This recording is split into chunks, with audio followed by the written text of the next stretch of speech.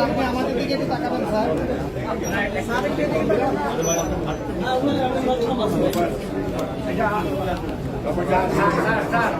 এই তো ইয়ে করতেছে বুঝছেন না, লাইটটা একটু খুঁজে পারেন না, ঠিক আছে চলো।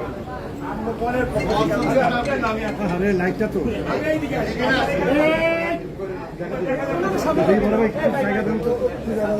ভাই, এইটা আবার সামনে গেছে সব ভাই, পিছাইতে হবে তো ভাই, পিছাইতে হবে ভাই, নিচে কর মোবাইল, এই নিচে ভাই ভাই, স্যার একটু ধরেন, স্যার একটু ধরেন, স্যার একটু ধরেন, এই ক্যামেরা সামনে চাপান ভাই, চাপান না ভাই, এই ভাই আপনি সামনে যান কেন? আরে ভাই ভাই জায়গা দিয়ে আরে চাপান না ভাই, জায়গা দিয়ে ভাই, ক্যামেরা ভাই যান না আপনি নাই আমাদের ফটো আছে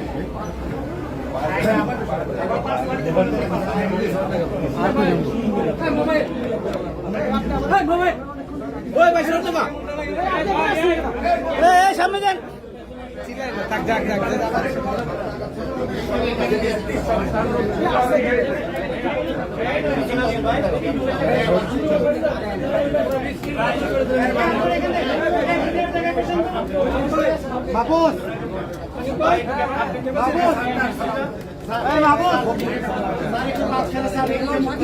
বাবুস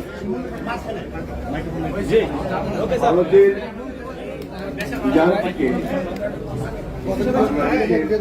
মাটিতে যে ভয়াবহ বন্যা নেমে এসেছে, তাতে আজকে আমাদের প্রায় 15টি জেলা মানুষ ভয়াবহ এক দুর্যোগের মধ্যে পড়েছে। আমরা জানি এর মধ্যে অনেকেই নিহত হয়েছে, লক্ষ লক্ষ মানুষ বানভাসী হয়েছে এবং খাদ্যাভাব অসুস্থতা শুরু হয়ে গেছে। আসার কথা এই যে বাংলাদেশের মানুষ সবসময় দুর্যোগে মাথা তুলে দাঁড়ায়, প্রাকৃতিক দুর্যোগে আজকে সমস্ত মানুষ ঐক্যবদ্ধ হয়ে নেমে এসেছে এবং তারা ত্রাণ জোগাড় করছেন, ছুটে যাচ্ছে দুর্যোগের। এটাই হচ্ছে বাংলাদেশের শক্তি। এই শক্তি বলেই আমরা কিছুদিন আগে একটা ভয়াবহ সরকারকে ছাত্র জনতা পরাজিত করেছে। এই ছাত্র জনতার ঐক্য দিয়েই বাংলাদেশ এই দুর্যোগকে মোকাবেলা করে জয়ী হবে। আমি আমাদের জাতীয় দলের পক্ষ থেকে ত্রাণ কেন্দ্র করা হয়েছে, সেই ত্রাণ কেন্দ্রে অনেকেই আজকে এগিয়ে আসছেন, তারা দান করছেন।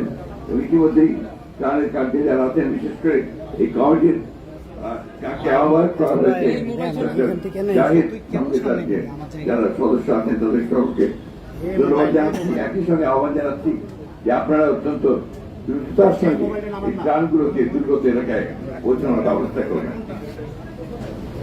আশা করি আমরা কাটিয়ে উঠতে সক্ষম হব। আমাদের তারেক রহমানের নির্দেশে আমরা অতি দ্রুত এই কাজকে সম্বোধন করতে সক্ষম হব। দেশের বেগম খালেদা জিয়ার দোয়া আমাদের প্রতি আছে, মানুষের দোয়া আছে, ইনশাআল্লাহ আমরা সফল হব। ধন্যবাদ মাননীয় মহাসচিব ফখরুল ইসলাম আলমগীর, আপনাকে আমাদের এই কার্যক্রমের উদ্বোধন ও পরিদর্শন করেন সেই জন্য ত্রাণ সংগ্রহ কমিটির পক্ষ থেকে ধন্যবাদ। এই জায়গাটা ক্লিয়ার করবেন, হ্যাঁ জায়গাটা ক্লিয়ার করবেন।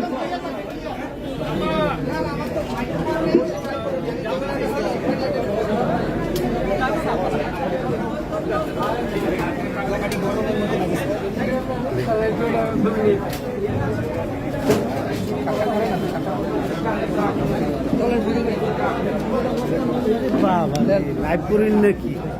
লাইভ করে